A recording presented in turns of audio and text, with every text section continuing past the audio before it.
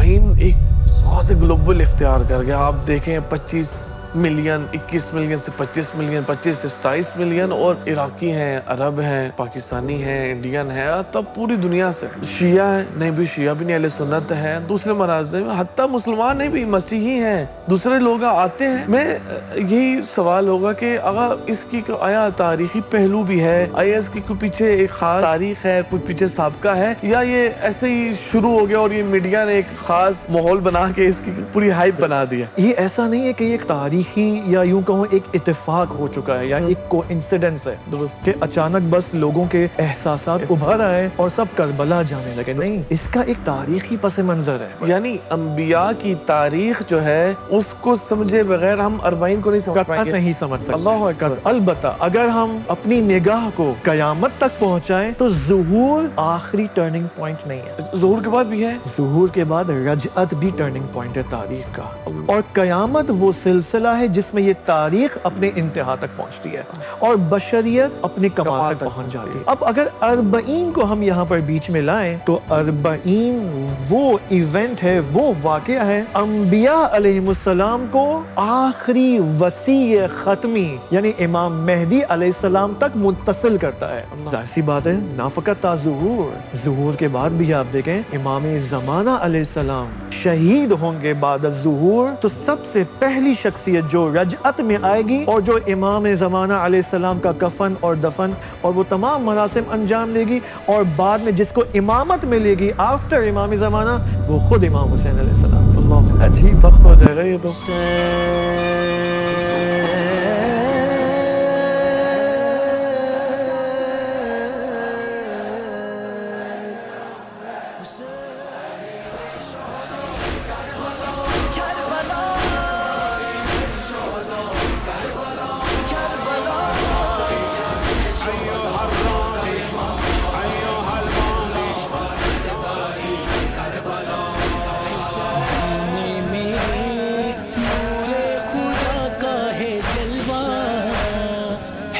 عاشقوں کا وہ قبلہ روضۂ باب اللہ سوئے حرم یوں ہی بڑھتے رہے دل میں یوں عشق لیے چلتے رہے رکنے نہ پائے جو آئے یہاں چلتا رہے یوں ہی قافلہ.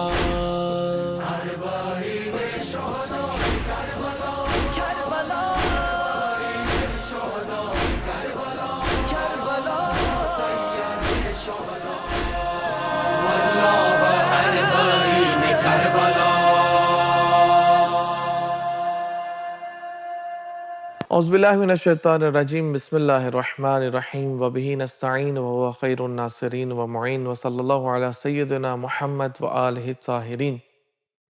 ناظرین، ان ایام کی مناسبت سے آپ تمام کی خدمت میں بالاخص امام زمانہ عجل اللہ تعالی فرجہ شریف کی خدمت میں، تمام علماء، تمام مراجین، تمام مومنین کی خدمت میں تعزیت و تسلیت عرض ہے. ناظرین، جیسے جانتے ہیں کہ یہ ایام اللہ ہیں، خداوند متعال نے یہ ایام منانے کا حکم جو دیا ہے وہ اسی لیے ہے کہ ان ایام میں انسان بہت سے جو خدا نے علامتیں بھیجی ہیں، بہت سے جو اولیاء بھیجے ہیں، بہت سے جو زمان ہمارے لیے حتیٰ ایک ایسا معین کر کے ہمارے لیے ایک اسوہ کے طور پہ پیش کیا ہے کہ اگر ہم ان کے مطابق اپنی زندگی کو مزین کریں، ان کے مطابق اپنی زندگیوں کا مطالعہ کریں، حتیٰ اس کے اندر اپنے آپ کو آئینہ کے طور پہ دیکھیں. یہ کہ آئینہ ہے، اس کے اندر خود اپنی شخصیت کو دیکھیں، اپنے معاشرے کو دیکھیں، اپنی چاہے انفرادی زندگی ہو چاہے اجتماعی زندگی ہو، تو بہت کچھ سیکھنے کو ملتا ہے. بہت سی چیزوں کی طرف انسان متوجہ ہوتا ہے کہ میرے اندر فلاں ضعف ہے، ہمارے معاشرے میں فلاں ضعف ہے، ہمارے خانوادگی زندگی میں، ہماری اجتماعی زندگی میں یہ مسائل ہیں، اور انسان ان چیزوں کو ان آئینوں میں، ان اسووں میں دیکھ کے مزین کرتا ہے، ان کو برطرف کرتا ہے اور اپنے آپ کو بہتر بناتا ہے. یہ سیریز جو آغاز کی ہے ہم نے 1 صفر سے 20 صفر تک آپ کے ہمراہ رہیں گے. سفر اربعین، سفر عشق اربعین. اسی حوالے سے یہ سفر کب سٹارٹ ہوا، اس کی تاریخ کیا ہے، اس کی اہمیت کیا ہے، آیا یہ ابھی سے کچھ عرصہ پہلے سے شروع ہو گیا اور گلوبل ایک رنگ اختیار کر گیا، یا نہ اس کا پیچھے کوئی خاص منبع ہے، ایک خاص پیچھے اہمیت ہے؟ اس والے سے ہمارے ساتھ بات کریں گے، ہمارے ساتھ موجود ہیں شیخ خانی صاحب۔ السلام علیکم آقا، علیکم السلام ورحمۃ کیسے ہیں آپ؟ ٹھیک ہے، الحمدللہ، خیریت سے ہیں؟ خیریت سے ہوں گے۔ پہلے سے آپ کو شکریہ ادا کرتے ہیں، تعزیت عرض کرتے ہیں ان ایام کی، اور خداوند متعال سے دعا ہے کہ خدا ہمیں ان ایام میں وہ چیز حاصل کرنے کی توفیق عنایت فرمائے جو چیز خدا نے رمز ان ایام میں رکھی ہے۔ الہی آمین۔ آغا صاحب، اکثر ہم خصوصاً ان آخری کچھ سالوں میں، خصوصاً جب یہ میڈیا کا خصوصاً زمانہ آیا ہے، تو اربعین ایک خاص گلوبل اختیار کر گیا۔ آپ دیکھیں 25 ملین، 21 ملین سے 25 ملین، 25 سے 27 ملین، اور ابھی تو لگتا ہے کہ یہ کیا ہوگا۔ اور صرف یہ نہیں ہے کہ مثلا میرے خود جو سابقہ سفر تھے اربعین کے، تو اس میں صرف یہ نہیں تھا کہ مثلا عراقی ہیں، عرب ہیں، پاکستانی ہیں، انڈین ہیں، تب پوری دنیا سے شیعہ ہیں، نہیں بھی شیعہ بھی نہیں، اہل سنت ہیں، دوسرے مراکز میں، حتیٰ مسلمان ہیں بھی، مسیحی ہیں، دوسرے لوگ آتے ہیں، اپنا خاص اربعین کا رنگ ہے اس کے مستفید ہوتے ہیں۔ میں یہی سوال ہوگا کہ آقا اس کی آیا تاریخی پہلو بھی ہے؟ آیا اس کی کوئی پیچھے ایک خاص تاریخ ہے، کوئی پیچھے سابقہ ہے، یا یہ ایسے ہی شروع ہو گیا اور یہ میڈیا نے ایک خاص ماحول بنا کے اس کی پوری ہائپ بنا دی ہے؟ بالکل۔ بسم اللہ الرحمن الرحیم، اللہم کل ولیک الحجۃ ابن الحسن صلواتک علیہ وعلی آبائہ فی ہذہ الساعة وفی کل ساعة ولیا وحافظا وقائدا وناصرا ودلیلا وعینا حتی تسکنہ ارضک طوعا وتمتعہ فیہا طویلا اللہم صل علی محمد وآل محمد وعجل فرجہم۔ لیکن سب سے پہلے آپ کی خدمت میں ان ایام اللہ کے حوالے سے تعزیت اور تسلیت پیش کرتا ہوں، خصوصاً امام زمانہ کی خدمت میں، اور ان ایام سے مربوط جو اہم ترین شخصیت ہے یعنی حضرت زینب کبریٰ سلام اللہ علیہا، ہم حضرت زینب کی خدمت میں اپنا سلام پیش کرتے ہیں اور ان سے اجازت چاہتے ہیں، اذن دخول مانگتے ہیں کہ جو مطالب ہم بیان کرنے والے ہیں وہ ہمیں اجازت دیں کہ ان مطالب کو بیان کریں، اور ہمارے لیے دعا کریں کہ ان مطالب کے اوپر عمل کر سکیں انشاءاللہ۔ دیکھیں، جو آپ نے سوال فرمایا وہ یہ کہ اربعین کیوں ایک گلوبل حیثیت اختیار کر گیا ہے، اس کی یہ ایسا نہیں ہے کہ یہ ایک تاریخی یا یوں کہوں ایک اتفاق ہو چکا ہے یا ایک کو انسیڈنس ہے درست کہ اچانک بس لوگوں کے احساسات ابھر آئے اور سب کربلا جانے لگے، نہیں، اس کا ایک تاریخی پس منظر ہے۔ درست اگر ہم اس تاریخی پس منظر کی طرف متوجہ ہو جائیں تو یہ احساسات فقط احساس نہیں رہے گا یہاں پر، بلکہ اب ان احساسات کے ساتھ ہمارے اندر اور ہم تمام لوگوں کے اندر، تمام حسینیوں کے اندر شعور بھی ایجاد اللہ ہوگا اکبر۔ اگر ہم اس تاریخی پس منظر کی طرف متوجہ ہو سکیں۔ وہ کیا ہے میں آپ کو خلاصتاً بتاتا ہوں۔ وہ یہ کہ آپ دیکھیں، در حقیقت جتنے بھی انبیاء علیہم السلام اللہ سبحانہ و تعالی نے مبعوث فرمائے ہیں، یہ تمام انبیاء کہیں نہ کہیں اپنی زندگی کی یا یوں کہوں اپنی معاشرتی زندگی کی مشکلات کے اندر انہوں نے ہمیشہ امام حسین علیہ السلام سے توسل کیا ہے، اور انبیاء نے، تمام انبیاء نے، اللہ اکبر، اور توسل کے نتیجے میں وہ نجات پائے ہیں۔ درست۔ اب وہ توسل کیا ہے، وہ حوادث کیا ہے، وہ انشاءاللہ میں آپ کی خدمت میں پیش کروں گا، لیکن مقدمتاً میں ایک پوائنٹ آپ کی خدمت میں پیش کرنا چاہتا ہوں۔ وہ یہ ہے کہ آپ دیکھیں، یوزولی تاریخ کے حوالے سے دو نگاہیں پائی جاتی ہیں، درست، لیکن متاسفانہ ایک نگاہ جو ہمارے معاشرے کے اوپر اور ہمارے یوتھس کے اوپر، جوانوں کے اوپر، خواتین و حضرات کے اوپر، وہ نگاہ جو غلبہ رکھتی ہے اور ذہنیتوں کو جس نگاہ نے تشکیل دیا ہے، وہ تاریخ کی وہ نگاہ ہے جس میں نہ اللہ کا ذکر ہے نہ ادیان کا ذکر ہے۔ کیا مطلب؟ آپ دیکھیں، تاریخ کے اندر ایسے حوادث، ویسے تو ملینز آف حوادث تاریخ میں پیش آتے ہیں، لیکن کچھ حوادث اینڈ ایونٹس اور واقعات وہ ہوتے ہیں جو تاریخ کو ایک نئے موڑ میں تبدیل کرتے ہیں، ٹرننگ پوائنٹس بنتے ہیں، جس کو ہم ٹرننگ پوائنٹس کہتے ہیں۔ ٹرننگ پوائنٹ سے مراد یعنی وہ تاریخی حادثہ جو تاریخ کو اگلے فیز میں لے لے جاتا کے ہے. جاتا ہے وہ. اس اعتبار سے آپ دیکھیں، اگر ہم اپنی اسکول کی کتابوں میں دیکھیں، کالج اینڈ یونیورسٹی کی کتابوں میں دیکھیں، خصوصاً جو ہسٹوریکل کتابیں ہیں، جو کس نے لکھی ہے؟ ویسٹرن فلاسفرز نے لکھی ہے، ویسٹرن مثلاً ایکسپرٹس نے لکھی ہے. مثلاً آپ دیکھیں وہ کیا کہتے ہیں، وہ کہتے ہیں تاریخ کا اہم turning point the industrial revolution ہے. درست. یعنی وہ کہتے ہیں کہ 1800 میں یا 1700 اینڈ 1800 کے درمیان جو انڈسٹریل لیول ہے، جس کو ہم صنعتی انقلاب کہتے ہیں، جو پیش آیا، جس کے بعد آپ دیکھیں ٹیکنالوجی، فیکٹریز، کارخانے لگ گئے، اور یہ پیش رفت جو ہمیں نظر آتی ہے ٹیکنالوجیکل صورت میں، یہ کہتے ہیں یہ تاریخ کا ٹرننگ پوائنٹ ہے. کیا مطلب ٹرننگ پوائنٹ ہے؟ یعنی آپ اس تاریخی ایونٹس کو دو حصوں میں تبدیل کر سکتے ہیں، اس سے پہلے اور اس سے پہلے اور اس کے بعد. یعنی دنیا صنعتی انقلاب کے بعد اور صنعتی انقلاب سے صنعتی انقلاب سے پہلے زمین آسمان کا فرق ہے. درست ہے. زمین آسمان کا فرق ہے. لیکن متاسفانہ مشکل کیا ہے اس ویو پوائنٹ اور اس پرسپیکٹو میں؟ مشکل یہ ہے کہ یہ جو تاریخ نگار ہیں، یہ کہیں بھی ادیان کا ذکر نہیں کرتے. سیکولر ہے کل. یہاں پر سیکولر تاریخ ہے، اسی کو ہم کیا کہتے ہیں؟ سیکولر تاریخ، جس میں دین کا ذکر نہیں ہے. ممکن ہے کوئی کہے نہیں، انہوں نے مثلا دین کا مقابلہ کیا ہے، دین کو انکار کر کے انہوں نے تاریخ کو بنایا ہے. ممکن ہے ایسا نہ بھی ہو. پھر دین کا مقام کیا ہے ان کیا؟ نہیں، دین ایک سائڈ کی چیز ہے، بس عبادت کی چیز ہے. لیکن اصل کیا ہے؟ یہ پیش رفت ہے، یہ صنعتی انقلاب ہے، یہ تاریخی ٹرننگ پوائنٹس جو ہم اپنی دنیاوی نگاہ سے پیش کر رہے ہیں. دیکھیں یہ قرآنی اہل البیتی نگاہ نہیں ہے. درست.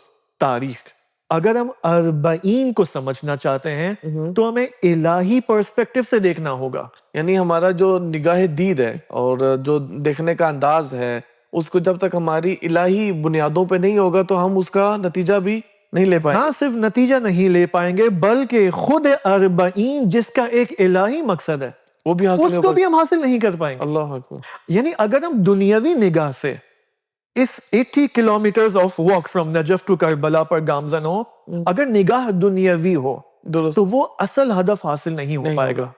اب ہم انشاءاللہ بات کریں گے آئندہ ایپیسوڈز کے اندر کہ وہ اصل ہدف کیا ہے. لہٰذا آپ دیکھیں قرآن کیا کہتا ہے.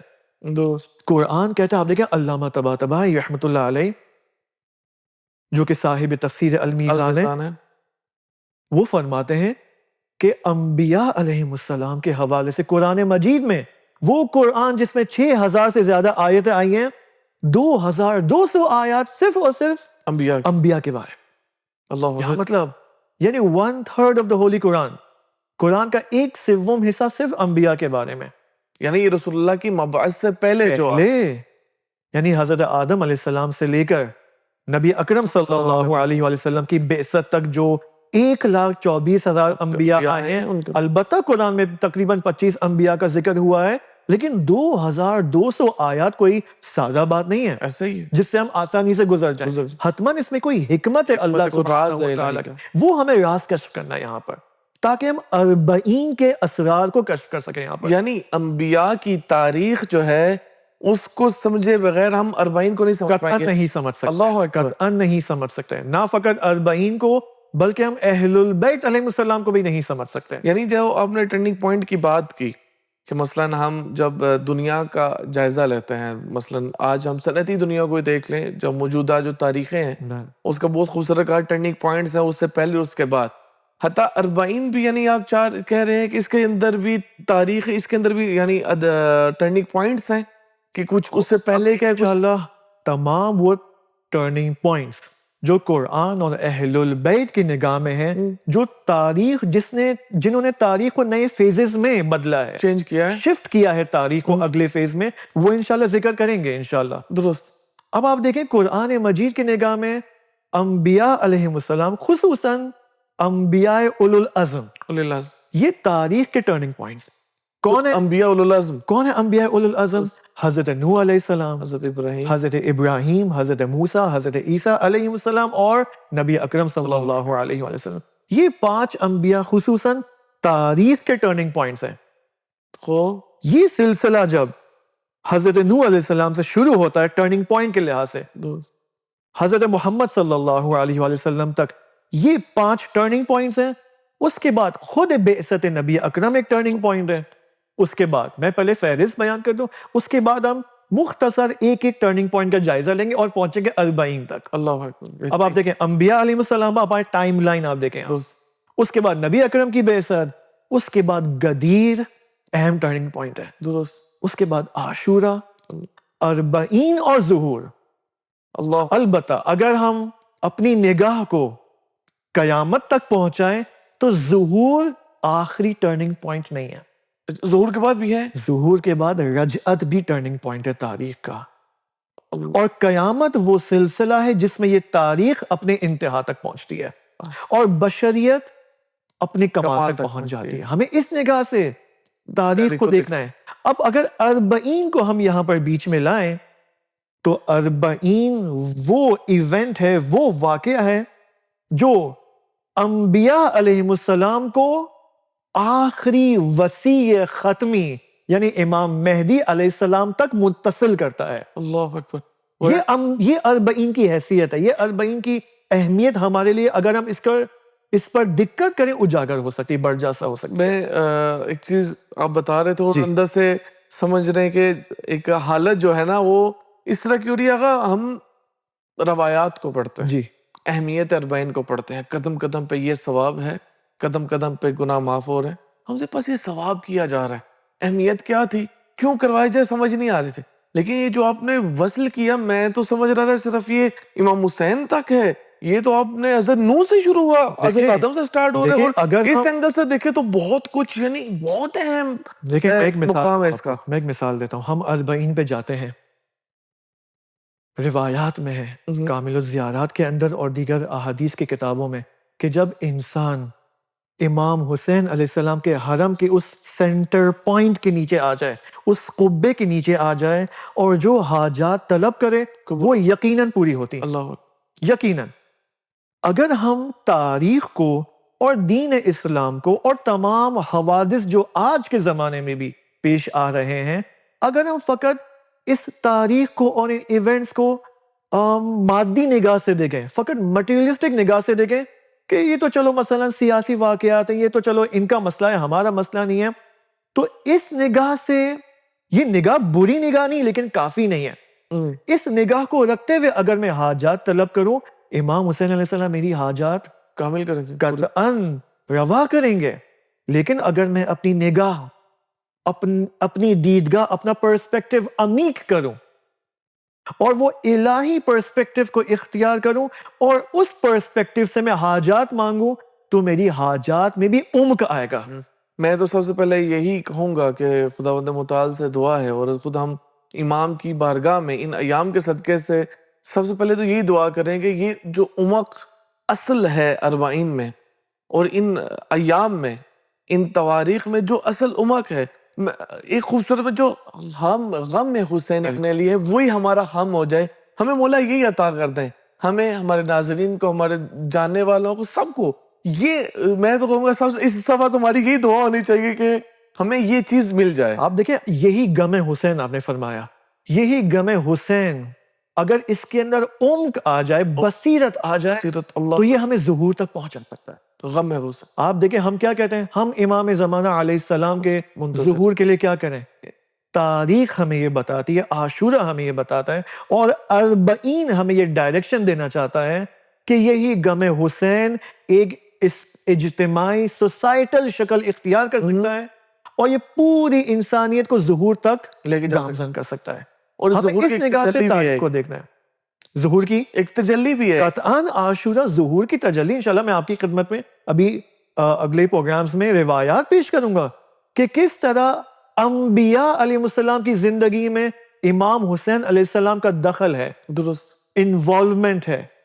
اور جیسے میں نے پہلے کہا, بس آپ دیکھیں کشتی نوح, کشتی نوح انشاءاللہ ہم ذکر کریں گے ڈیٹیل میں کہ کشتی نوح ایک جگہ جب طوفان نوح پر آتی ہے, ایک ایسے لوکیشن, ایک ایسے مکان میں پہنچتی ہے کہ یہ کشتی متزلزل ہونے لگتی ہے.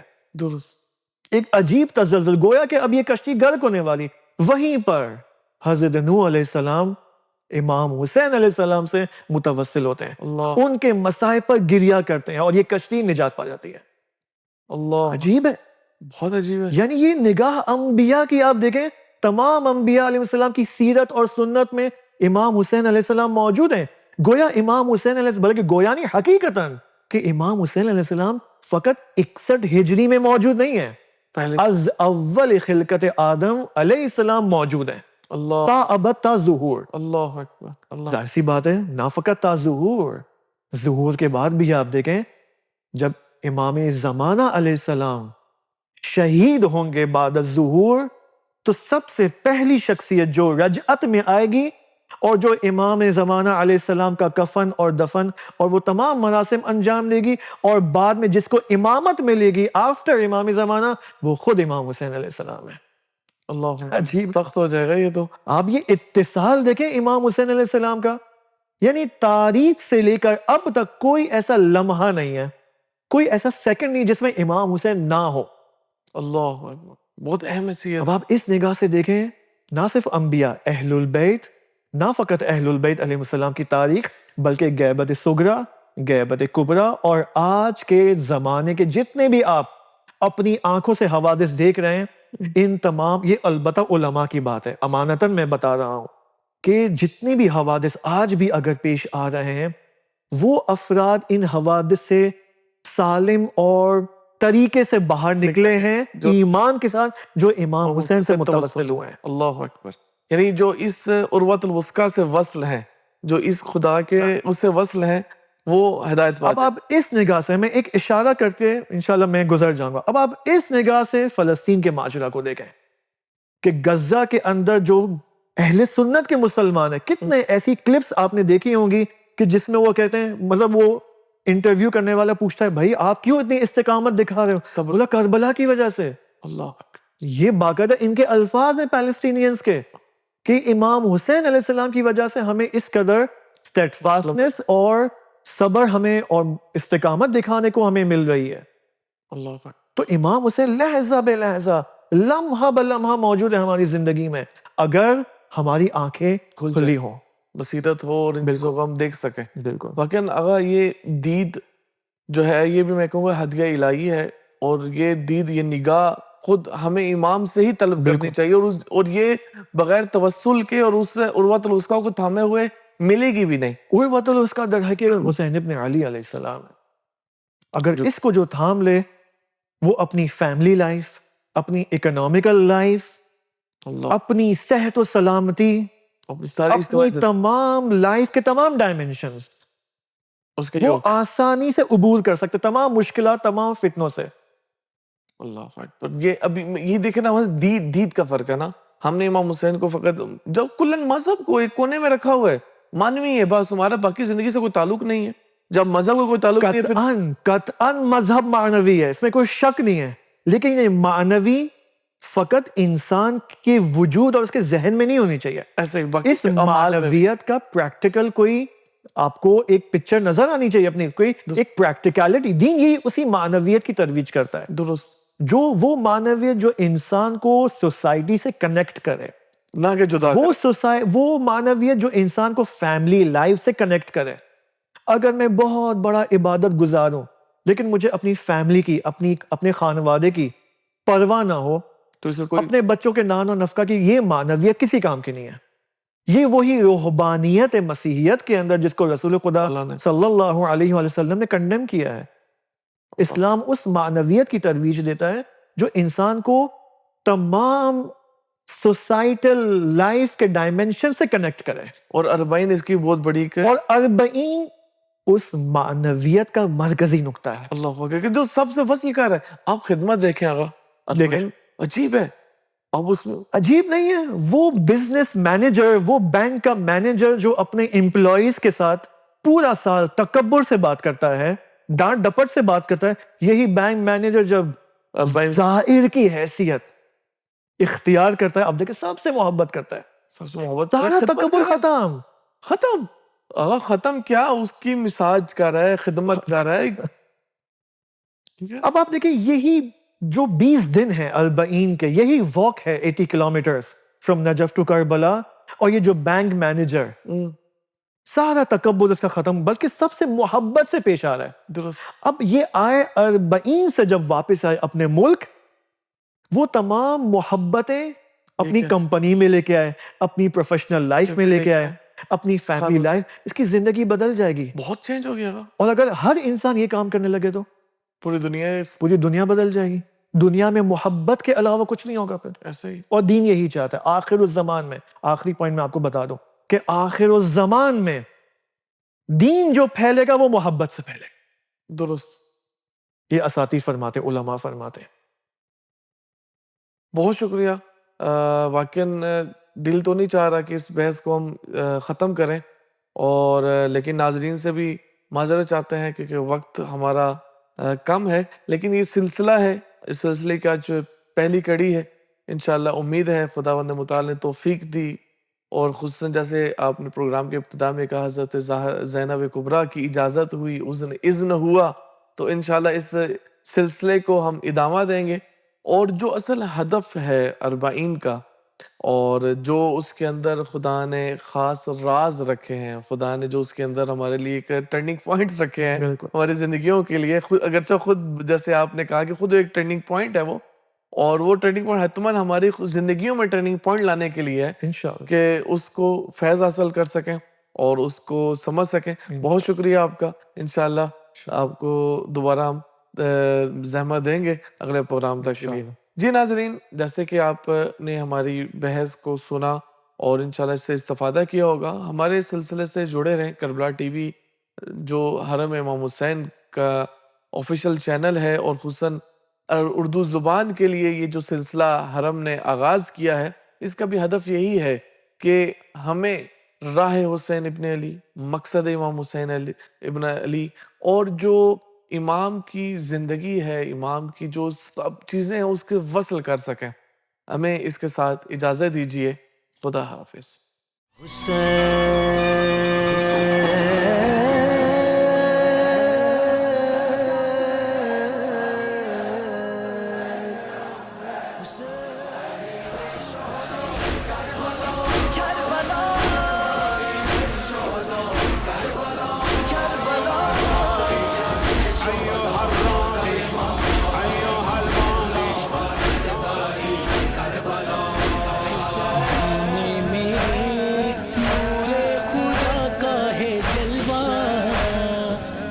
عاشقوں کا وہ قبلہ روضۂ باب اللہ, سوئے حرم یوں ہی بڑھتے رہے, دل میں یوں عشق لیے چلتے رہے, رکنے نہ پائے جو آئے یہاں, چلتا رہے یوں ہی قافلہ.